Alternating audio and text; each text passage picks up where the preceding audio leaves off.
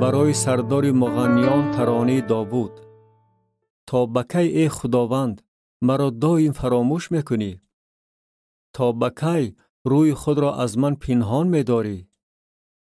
تا بکی در جانم اندیشه های حزن‌انگیز و در دلم هر روز غم و غصه داشته باشم؟ تا بکی دشمنانم بر من دست بالا باشد؟ نظر افکنده مرا اجابت نما ای خداوند خدای من.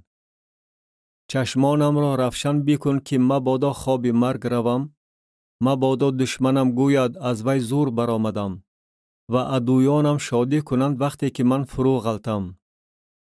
ولیکن من به احسان تو توکل می نمایم، دلم در نجات تو شادی می کند. در شأن خداوند سرود می خوانم، زیرا که او به من توجه نموده است.